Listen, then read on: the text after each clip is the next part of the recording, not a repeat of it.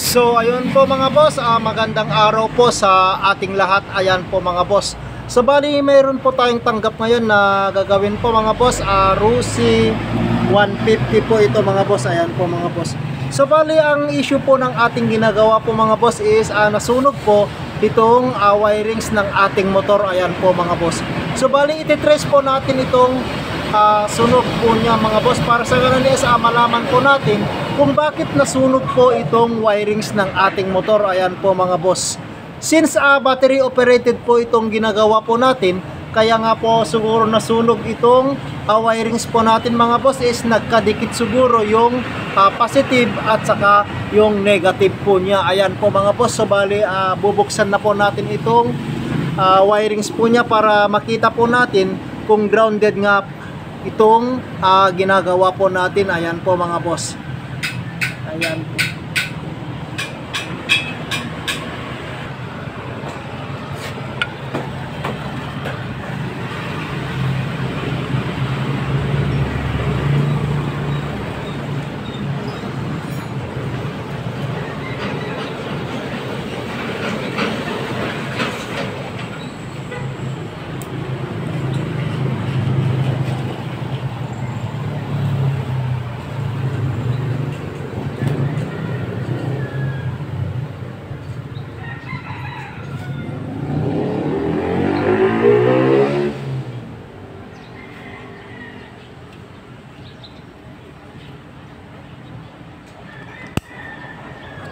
So ito na po mga boss yung sira ng ating motor po mga boss.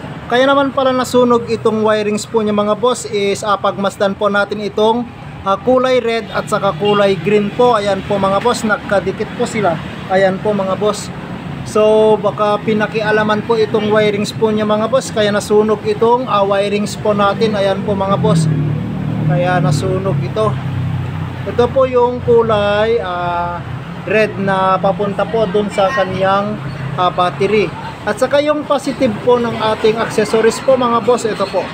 Pinagdikit po yung kulay itim at saka green.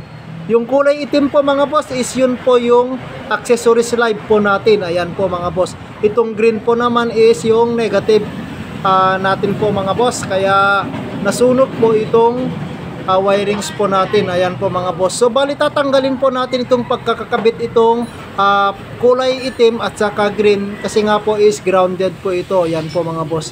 Kaya tatanggalin na po natin ito, para sa ganun is good na po itong ginagawa po natin. Ayan po. So ayun po mga boss. So bali subukan na po natin paandarin upang sa karon isa malaman po natin kung aandar na po itong ginagawa po natin. Ayan po mga boss. So ayun po mga boss, so bali umandar na po itong ginagawa po natin, kasi good na po itong winawiringan po natin. Ayan po mga boss. So bali aayusin na po natin itong wirings po niya, para sa karon is magandang tingnan itong wirings po niya. Ayan po mga boss.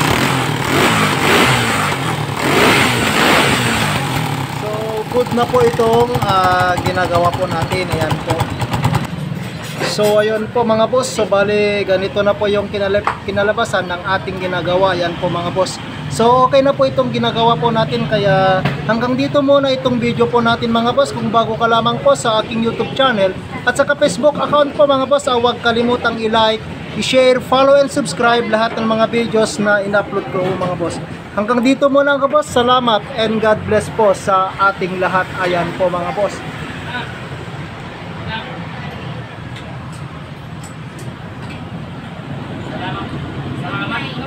Ayan po mga boss. Shout out po sa kasama ko. Ayan po. Shout out! Shout out!